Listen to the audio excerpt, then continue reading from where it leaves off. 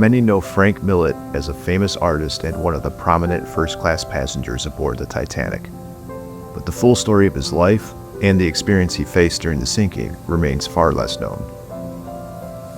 Join us as we uncover the fascinating story of Millet and his tragic loss. Welcome to the Steam Splendor Network.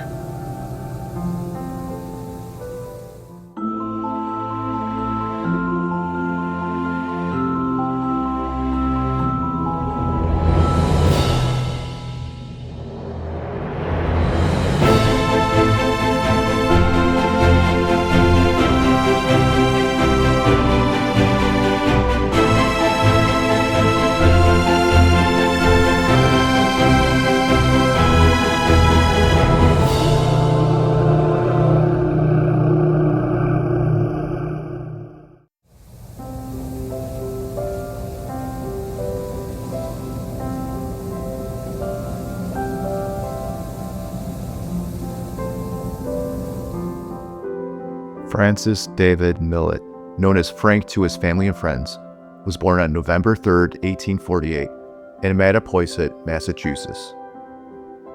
Although Frank Millet would go on to become a talented writer, sculptor, and painter, a true Renaissance man, his early life was far more tumultuous. At the age of 15, he followed his father's footsteps into service during the American Civil War, joining the 60th Massachusetts Infantry. He started as a drummer and later served as a surgical assistant. Surviving the war, Millet would eventually earn a Master of Arts degree from Harvard University. From there, he worked as an editor, reporter, and correspondent for several newspapers. Well-traveled and experienced, Millet served as a war correspondent for the New York Herald, London Daily News, and London Graphic during the Russo-Turkish War. For his bravery under fire and services to the wounded, he was decorated by both Russia and Romania. After returning home, he focused again on his artistic pursuits. Frank married Elizabeth Lily Greeley Merrill in Paris, France, on September 18, 1879. His close friends, the sculptor Augustus St. Gaudens and Samuel Clemens, also known as Mark Twain, were in attendance. Over time, Millet became a highly respected artist, receiving commissions for paintings, murals, sculptures, and interior decor in churches, government buildings, banks, and various other prominent locations. Millet also served as the superintendent of decorations for the 1893 World's Fair in Chicago, Illinois.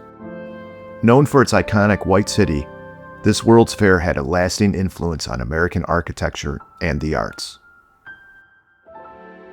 A wonderful example of Millet's artwork are his murals in the former Cleveland Trust Company building in Cleveland, Ohio. Frank was hired in fall 1908 to paint murals to encircle the third floor of the building, below the stained glass dome. To begin, Millet did a series of sketches, followed by full-color maquettes of the mural panels. Millet put the completed murals on display at his Forest Hill studio for a week beginning on June 10, 1909. At this time, they were viewed by many individuals, including President William Howard Taft. The theme of the artwork was the westward expansion and the settlement of the wilderness, featuring both history specific to the Great Lakes region and Midwest, as well as the United States in general. The paintings were completed around December 1909 through January 1910.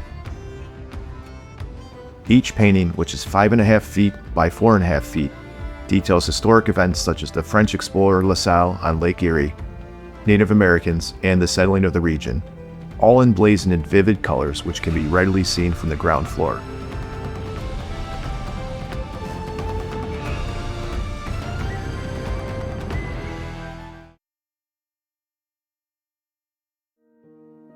Millet was very good friends with President William Howard Taft's military aide, Major Archie Butt.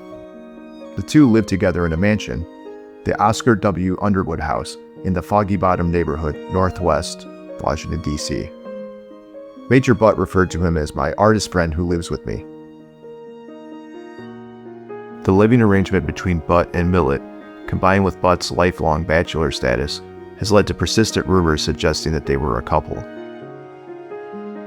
These rumors have been repeated so often in recent years that many people now assume them to be true. A prime example of this is how, on a popular genealogy website, it is stated as fact that the two were secretly in a wedding contract, all without documentation. However, historian George Behe, who has extensively researched Major Butt, correctly notes that there is no real historical evidence to support this claim. In fact, Behe points out that all of Butt's surviving writings clearly indicate his interest was in women, not men. One of Butt's friends stated, "Oh, he's a successful sailor when it comes to women. He sails right in, and then he sails right out again." President Taft himself once told an associate that, "I would advise you keep any good-looking girls by that name out of the captain's reach. He has got more kissing kin than any man I ever knew, and he is not troubled about the remoteness of the relationship if the cousin happens to be pretty." Private letters to his sister revealed that Butt was deeply in love with a woman named Matilda Thompson, whom he had hoped to marry. Unfortunately, she chose another man, leaving Butt heartbroken. In other correspondence, Major Butt expresses his frustrations with being single, considers potential matches, and reflects on his desire to marry and have a family, though he also believed he was too old for such hopes to come to fruition, while still keeping the possibility open. Likewise, there is no evidence in Millet's surviving writings to suggest that he and Archibald Butt were anything other than friends. Other individuals also stayed or lived in Major Butt's home at various times, including Lieutenant Commander Lee Palmer, who along with Millet, moved in following the death of Butt's mother, who had also lived in the home. In fact, in February 1912, Major Blanton Winship, Millet, and diplomats Archibald Kerr and Eustace Perry were all boarding in Major Butt's home. This boarding arrangement was openly mentioned in newspapers, private correspondence between Butt and Millet, and in conversations with friends and acquaintances. There was no attempt to conceal it, as would have been necessary at the time. Importantly, it should be noted that our conclusions are not meant as some form of social commentary. We also are not commenting on stories about Millet's other relationships or history. Instead, this information is included in an attempt to outline the facts as they are available to us today. Looking at the historic record with a fresh perspective can be useful, but the danger of misinterpreting evidence through a modern perspective is very real. We are trying to preserve history as accurately as possible and ensure that the relationship between Butt and Millet is recorded for posterity. Indeed, the sheer number of times that this modern theory about Butt and Millet has been reported over and over, again in lieu of direct evidence to the contrary, shows how modern interpretations of past historical figures and periods can lead to conclusions that are far more dramatic than what the evidence actually supports. After serving in the Spanish-American War, Major Butt had been President Theodore Roosevelt's military aide before being asked to stay on in the same capacity in President William Howard Taft's administration. Roosevelt and Taft had a series of disagreements over appointments and laws and initiatives which President Taft had supported. Because of this, the former president made it clear that he was going to challenge Taft for the Republican Party nomination in 1912. The conflict between his former and current bosses took its toll on Major Butt, who had been dealing with a number of physical ailments and was mentally and physically exhausted. Millet, who was also a confidant of President Taft's, asked the Commander-in-Chief to grant Butt a leave of absence. Richard Watrous, Secretary of the American Civic Association, reported that Millet noticed that Major Butt was looking paler than usual and generally run down. He announced to us his determination that Major Butt should return with him to Rome for a little rest. Major Butt did not wish to leave President Taft at that particular time because he believed the president would need his services very badly during his upcoming campaign. As George Behe put it in his 3-volume biography on Major Butt, Archie, Frank Millet decided to appeal to a higher power and spoke with President Taft about his ADC's poor state of health. Millet declared, "Mr. Taft, I don't think Butt is looking very well. Why don't you let him come over to Europe with me for a few weeks? I'll be responsible for him and see he gets back safe and sound." President Taft agreed, ordering Major Butt to go on vacation. Frank Millet accompanied him, and the friends departed for a 6-week European vacation in early March 1912.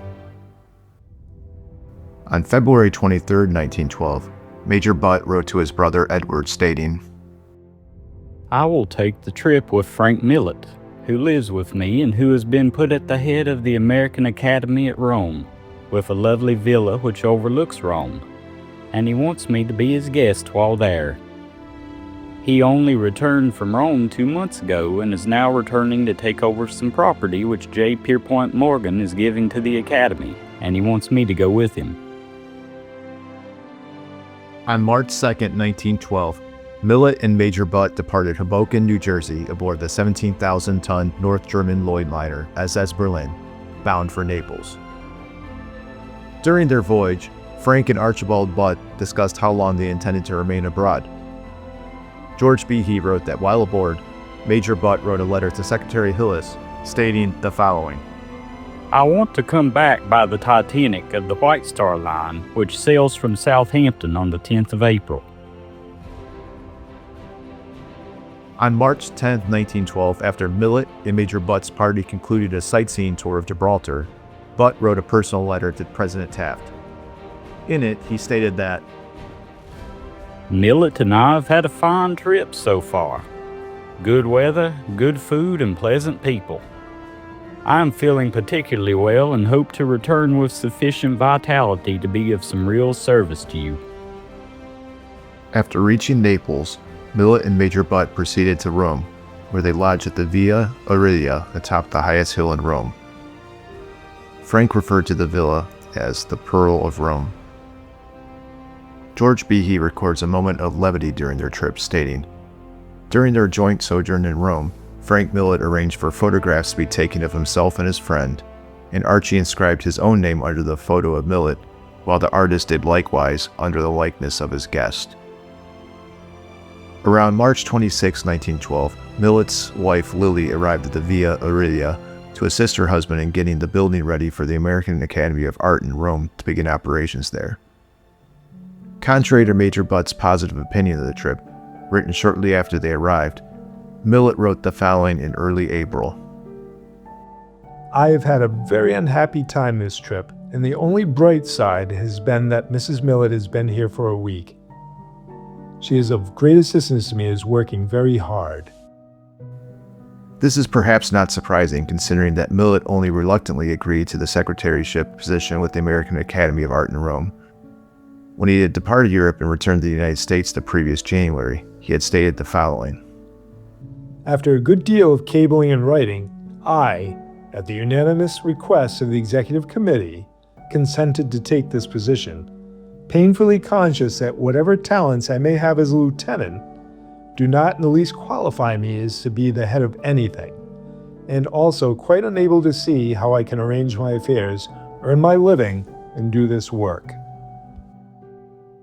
Graham Stevens later wrote to Mrs. Millet from the American Academy, stating that, "Your husband told me that for the last 20 years you and he had done so much entertaining, and that he had been so busy, that he had never been able to sit down quietly before a fire of an evening to talk things over with you so often as he had on this last stay in Rome, and that he had enjoyed it immensely. I know that he found many difficulties here in Rome, but troubles disappeared from his face as he spoke of you." As documented by George Behe, by April 7th, Frank Millet was getting ready to leave the Via Aurelia in Rome. It was said that on April 10th, he and his wife Lily would travel to America on the Titanic with Major Butt. Frank Tallis Chamberlain, a young muralist, was also invited to join them. Millet had asked Chamberlain to take over his Washington studio and finish a mural commission Millet had been given in New Haven or New Bedford.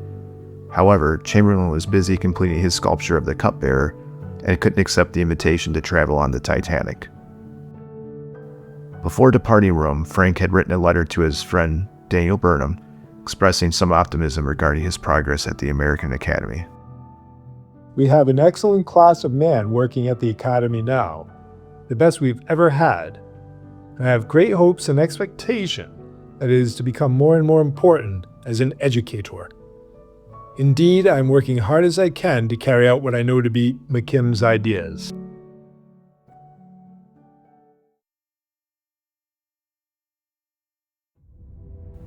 While Archibald Butt boarded Titanic at Southampton on April 10, 1912, he had traveled there separately from Millet, who was wrapping up business in Rome. Millet then proceeded from Rome to Florence, and thereafter to Cherbourg, France, where he boarded the waiting ship via the tender Nomadic. Lily Millet was originally supposed to accompany her husband on Titanic, but Frank and she had changed their plans, with Lily returning to their home in England. Millet's friend George Post wrote that the artist was reluctantly sailing in Titanic in order to arrive in New York in time to go with me to Madison, Wisconsin, to arrange a most important series of decorative paintings. Press reports also indicate that Millet had been bringing sketches from Europe preparatory to painting murals at the new Boston Library. Frank had notified the library trustees that his sketches were complete and that he was bringing them back on Titanic. Frank Millet was originally booked in first-class stateroom E38, located 3 decks below Major Butt's first-class cabin B38. However, as noted by researcher George Behe, Millet upgraded his cabin. This occurred either before boarding or, more likely, after checking in with the purser upon arrival to request an upgrade. Millet ended up in a forward stateroom on B deck near Major Butt's cabin. He noted the long corridor and square window in his cabin, features that match B deck, not E deck, particularly one of the Bibby-style cabins. Frank wrote the following letter to his friend Alfred Parsons on April 11, 1912, while Titanic was heading for Queenstown, Ireland. He marveled at the spaciousness of Titanic's interiors, and little wonder, for Titanic was nearly 3 times the size of the liner they had traveled on to Europe, the Berlin. Dear Alfred, I got yours this morning and was glad to hear from you. I thought I told you my ship was the Titanic. She has everything but taxi cabs and theaters. Table d'hôte, restaurant a la carte, gymnasium, Turkish baths, squash court, palm gardens, smoking rooms for the ladies and gents, intended, I fancy, to keep the women out of the men's smoking room, which they infest in the German and French steamers. The fittings are in the order of Haddon Hall and are exceedingly agreeable in design and color. As for the rooms, they are larger than the ordinary hotel room and much more luxurious, with wooden bedsteads, dressing tables, hot and cold water, etc., etc., electric fans, electric heater, and all. The suites, with their damask hangings and mahogany oak furniture, are really very sumptuous and tasteful. I have the best room I have had in a ship, and it isn't one of the best either. A great long corridor in which to hang my clothes and a square window as big as the one in the studio alongside the large light. No end of furniture, cupboard, wardrobe, dressing table, couch, etc., etc. Not a bit like going to sea. You can have no idea of the spaciousness of this ship and the extent and size of the decks. The boat deck has an uninterrupted space as long as our tennis court almost, and the deck chairs are nearly as wide as our large courtyard, or quite 500 people don't make a show on the decks. While impressed with the ship itself, Millet apparently thought far less of some of his fellow passengers, writing, "We're a lot of people on this ship. Looking over the list, I only find 3 or 4 I know, but there are a good many of our people, I think, and a number of obnoxious, ostentatious American women. The scourge of any place they infest, and worse on the shipboard than anywhere. Many of them carry tiny dogs and lead husbands around like pet lambs. I tell you, when she starts out, the American woman is a buster. She should be put in a harem and kept there. Yes, I had the devil of a time in Rome, and if this sort of thing goes on, I shall chuck it. I won't lose my time and temper, too. I think Meade will resign. Lily will tell you about her. She makes trouble everywhere, and he, poor wretch, has to dangle about her day and night. I pity him. I wrote from Paris the day we arrived. I couldn't tell where we should stop because I didn't know whether Lily would go to the Grand or not. We found it excellent. Yours always, Frank." During the voyage, Millet and Major Butt are mentioned in the accounts of others. Colonel Archibald Gracie even referenced Millet in his famous book, The Truth About the Titanic. Gracie, in referencing his group of shipboard friends and writers, which he dubbed our coterie, consisting of, amongst others, fellow first-class passenger Helen Churchill Candy, James Clinch Smith, Hugh Woolner, and Bjornstrom Stephenson, actually mentions Millet.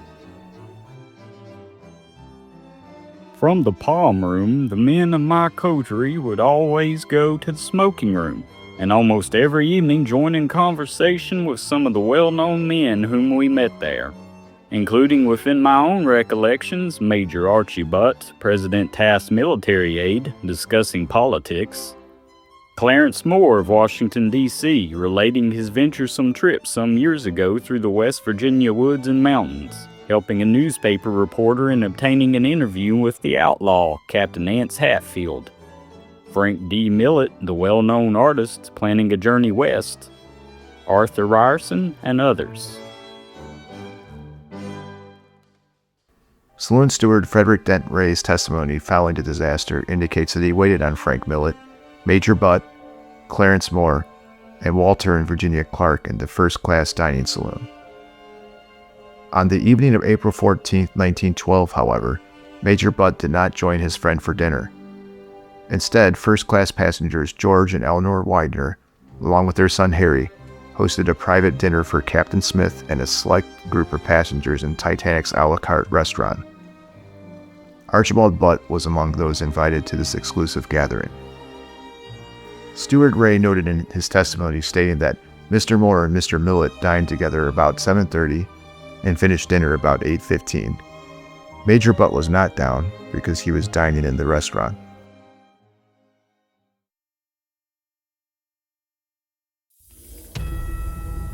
That evening, Frank Millet went to the first-class smoking room to play cards with New York broker and yachtsman Frederick Hoyt.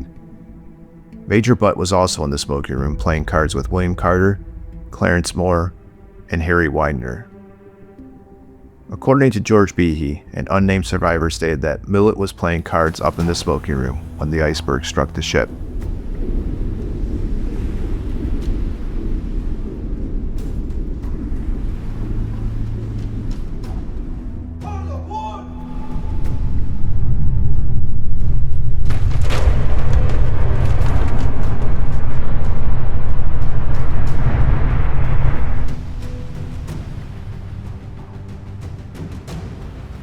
At 11:40 p.m., the collision with the iceberg interrupted Millet and Hoyt's game.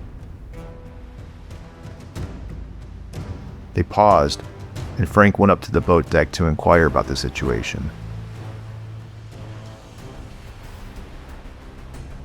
First-class passenger Edith Rosenbaum reportedly saw him there, walking aft from the direction of the bridge. She witnessed journalist William T. Stead ask Millet, "What do they say the trouble is?" Millet simply replied, "Iceberg." If Miss Rosenbaum was correct, there is a possibility that Millet may have actually spoken to one of the ship's officers, if not the captain himself, to determine what had happened. George Behe's research indicates that Millet soon returned to the smoking room and joined Major Butt's card table, taking the place of William Carter, who had departed for a stateroom in the interim. Frank apparently remained in the smoking room, playing cards for nearly an hour after having returned there. Around 12:40 a.m. on April 15th, Colonel Gracie was walking along the deserted promenade deck, looking for his missing table companions. The order to begin loading the lifeboats with women and children had been given approximately 15 minutes earlier. Gracie stated the following: No passengers whatever were to be seen except in the smoking room, and there, all alone by themselves, seated around a table, were 4 men, 3 of whom were personally well known to me, Major Butt, Clarence Moore, and Frank Millet. But the 4th was a stranger, whom I therefore cannot identify. All 4 seemed perfectly oblivious of what was going on the decks outside. It is impossible to suppose that they did not know of the collision with an iceberg, and that the room they were in had been deserted by all others, who had hastened away. It occurred to me at the time that these men desired to show their entire indifference to the danger, and that if I advised them as to how seriously I regarded it, they would laugh at me. This was the last I ever saw of any of them, and I know of no one who testifies to seeing them later, except a lady who mentions having seen Major Butt on the bridge 5 minutes before the last boat left the ship. There is no authentic story of what they did when the water reached this deck, and their ultimate fate is only a matter of conjecture. That they went down in the ship on this deck A, when the steerage passengers blocked the way to the deck above, is my personal belief, founded on the following facts, to wit. First, that neither I nor anyone else, so far as I know, ever saw any of them on the boat deck. And second, that the bodies of none of them were ever recovered, indicating the possibility that all went down inside the ship or the enclosed deck. Colonel Gracie was mistaken in his belief that none of the individuals he had seen in the smoking room were recovered, as we will discuss later. Although Millet is not explicitly mentioned, Stuart Ray's account may offer some insight into his subsequent movements. Around 12:45 a.m., Ray was walking along A deck before heading up to the boat deck, where he would witness boat number 7 departing and boat number 9 being swung out in the davits, preparing for loading. As he continued along the promenade, he saw Clarence Moore and a group of other men exiting the smoking room.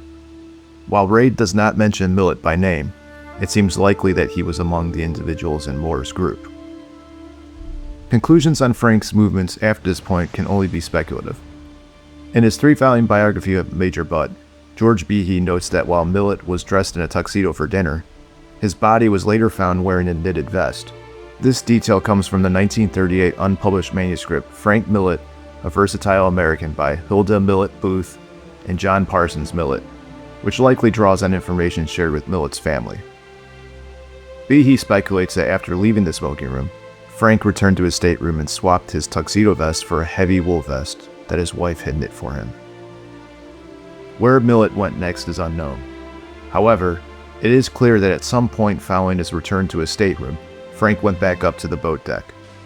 The evidence from several eyewitnesses suggests that he, along with a group of other first-class passengers, including Major Butt, began assisting the crew in getting women and children into the lifeboats. A portion of a letter that first-class passenger Helen Churchill Candy wrote to Frank Millet's son John was published in the press on April 23, 1912, and provides some insight. Candy's name is garbled as Miss Churchill Cunder in the newspaper, and her letter is paraphrased, complete with the mistaken assertion that her lifeboat, boat number 6, was lowered only a few minutes before Titanic sank. In fact, it was the second boat lowered on the port side of the ship at 1:10 a.m., over an hour and 10 minutes before the ship sank. Regardless, Candy wrote that Millet was calm at the last. She stated that she saw Frank besides Colonel John Jacob Astor and Major Butt working hard with them, and apparently not thinking of himself, but of those around him. Millet apparently continued assisting on the port side boats until late in the sinking. First-class passenger Eleanor Weiner was rescued in boat number 4, which lowered away from Titanic's port side at 1:50 a.m. She was paraphrased as saying that, as the little boat was pulled away from the ship, Mrs. Weiner saw her husband and son for the last time, standing on the deck and waving. And that later, the men stood with that little group of heroes, including Colonel Astor, Major Butt, F.D. Millet, and J.B. Thayer, doing their utmost to assist women and children into the boats. Like Helen Candy, first-class passenger Renee Harris also wrote to Frank Millet's son John, telling what she knew about her father's fate. Mrs. Harris was saved in Collapsible D, which is the last lifeboat successfully lowered away from Titanic at 2:05 a.m.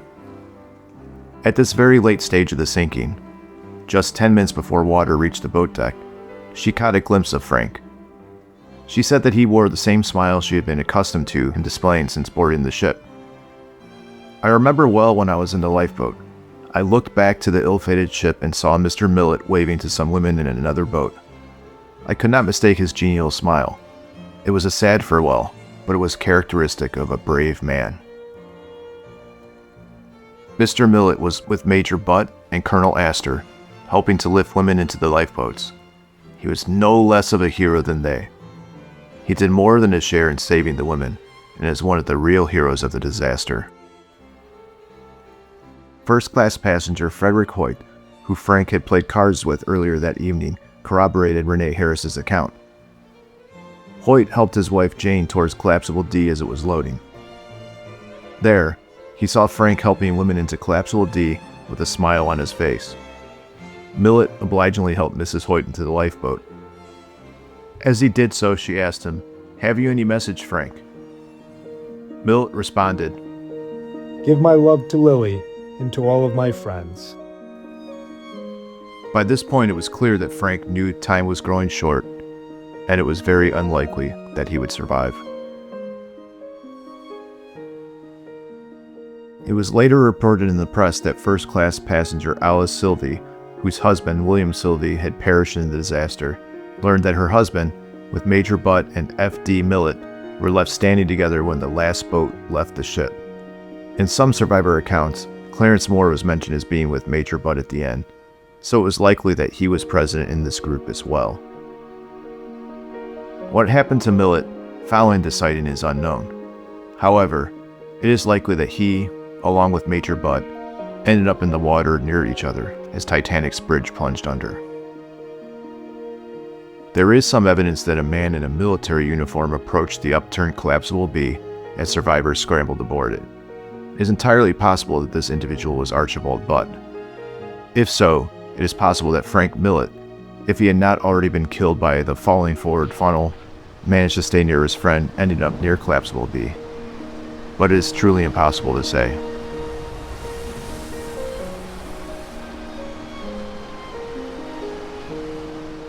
If he was not killed by debris, it seems likely that he would have been claimed by the lethally cold waters of the North Atlantic, as so many of the 1,496 victims of the sinking were. George Behe notes that several survivors reportedly saw Millet take off his lifebelt and give it to a German woman and her 2 children at a lifeboat. However, if this report is true, it seems unlikely that Millet's body would have been amongst those later recovered, unless he later obtained another lifebelt following this.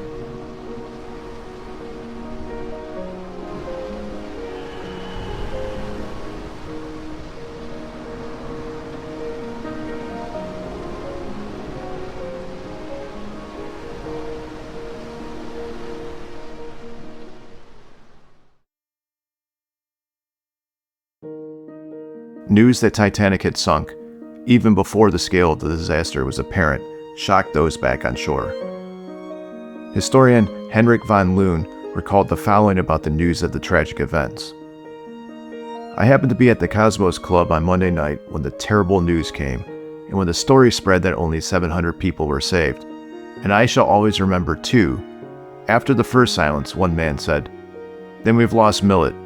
He would be the last to leave,' and voiced what everybody felt could only be the truth." As the rescue vessel Carpathia was still at sea, and the public at large waited for definitive news on who had survived and who had perished in the awful tragedy, the press continued to harangue acquaintances of those aboard, hoping for any scrap of information. Back in Washington, D.C., Major Blanton Winship, who had been living in Major Butt's home along with Millet, was interviewed by reporters. He stated that, "The only thing I have heard is that neither the Parisian nor the Virginian picked up any survivors. I'm still hopeful that Major Butt was safe, but I must say that it looks very bad." Then he added with no small amount of speculation, "There's no question, I understand, but that Millet was saved. I presume he may afterward have been put in charge of one of the boats in which women and children were crowded. He had had experience in that kind of work and may have been specially picked out to take charge of a boat. I imagine no personal messages are being transmitted now, and for that reason, I would probably not hear from Major Butt even if he is safely on one of the vessels." President Taft had been racked with concerns and nerves as he tried every avenue within his power to obtain news about the fate of his military aide Major Butt, Millet, Clarence Moore, Archibald Gracie, and the other passengers who were reportedly on Titanic's maiden voyage, and who he counted as personal friends.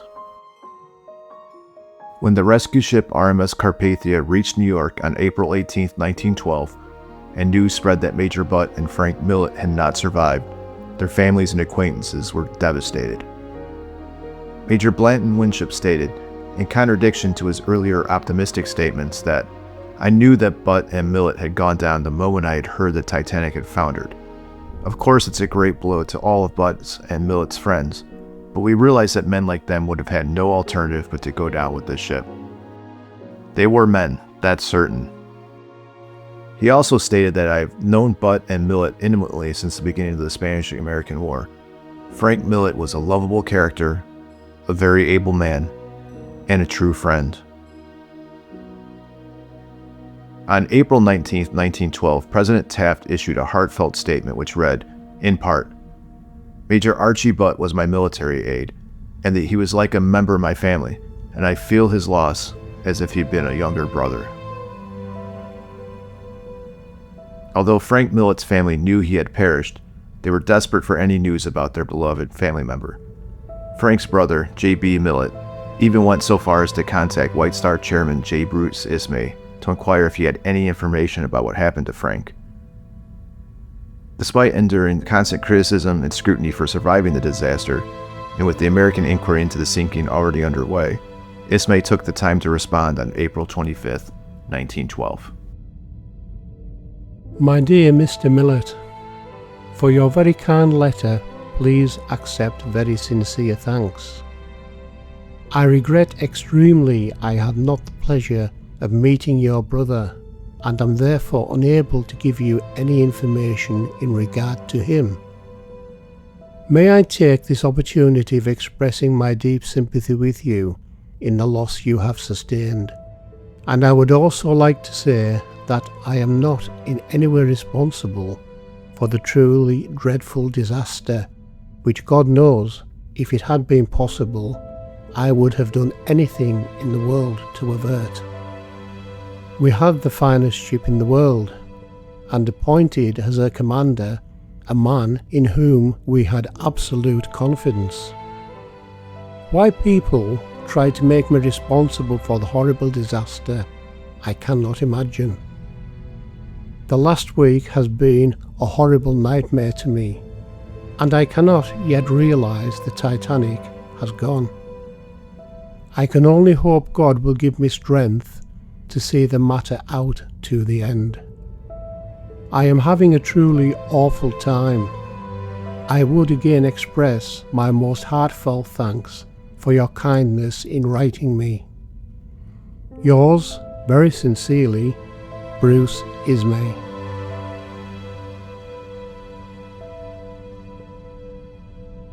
President Taft professed the following in a letter to a friend. Poor Archie, he took to the ocean to repair his health. He chose Rome because Frank Millet, with whom he lived, had to visit the American Academy at Rome, of which he was the president. He was not on a diplomatic mission, as some persons suspect. Archie was the soul of honor. One of Major Butt and Frank's former roommates, Lieutenant Commander Lee Palmer, stated that it is no surprise to any man who knew Major Butt that he met death like an officer and a gentleman, and none who knew Frank Millet would have expected anything but self-immolation in behalf of women and children. Mr. Millet was given to unostentatious charities all his life and spent nearly all he made on others. He was most eager to help anyone in any way. Major Butt's kindliness and desire to be helpful and ability to carry out his desires are almost too well known for comment. We can ill spare such men. Frank Millet's body, number 249, was later recovered by the ship Mackay Bennett, which had been chartered by the White Star Line to recover the bodies of victims of the disaster, which had been drifting in the North Atlantic. Frank's possessions were listed as a light overcoat, black pants, gray jacket, evening dress, a gold chain and watch inscribed with his initials, glasses, 2 gold studs, a silver tablet bottle, £2 10 shillings in gold, 8 shillings in silver, and a pocketbook.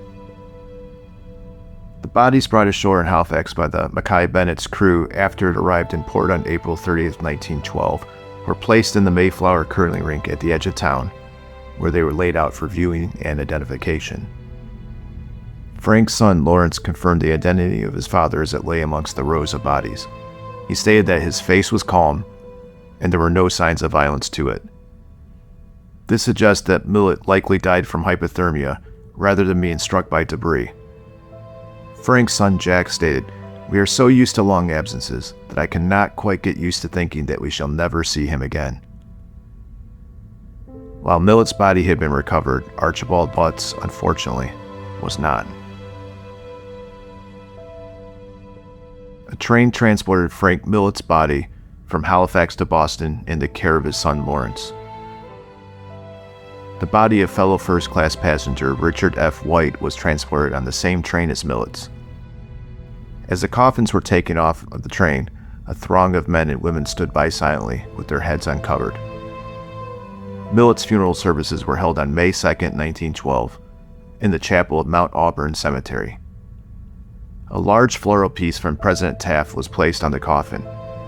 It was said that amongst those present at the funeral were representatives of the Boston Art Club and Harvard University's class of 1860, along with many other friends, relatives, and former associates of Millet.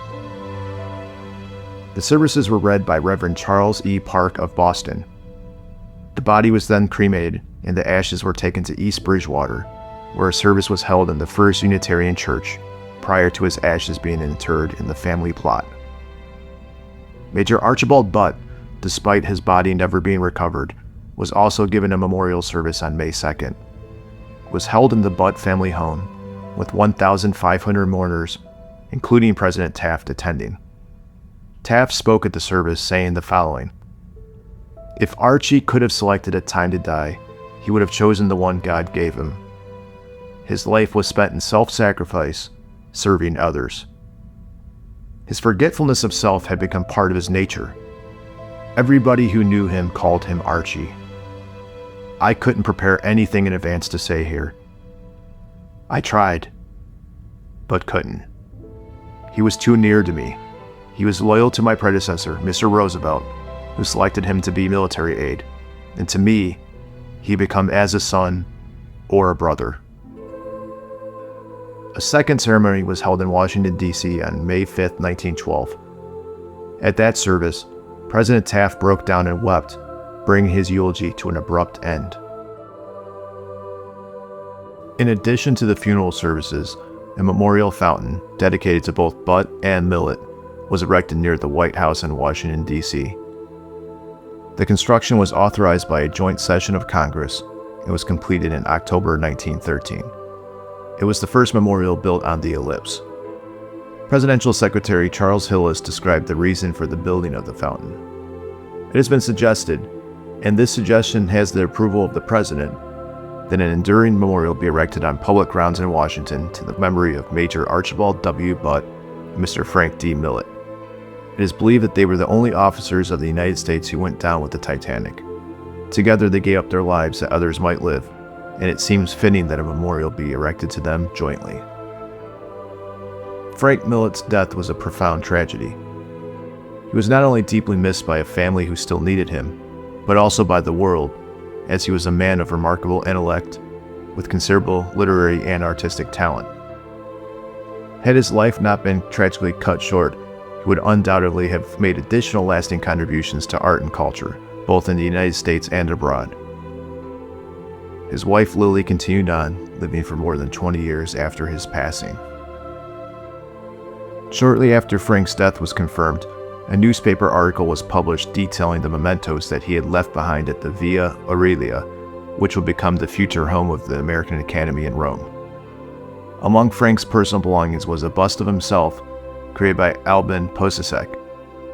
The writer captured a fitting tribute to Millet, describing the bust as a speaking likeness of Millet as he was, full of life and fun, with a good heart reflected in his eyes and around his mouth. This description not only captured his physical likeness, but also the essence of the man. Vivacious, warm, and deeply human, ensuring that his memory would live on in both art and spirit.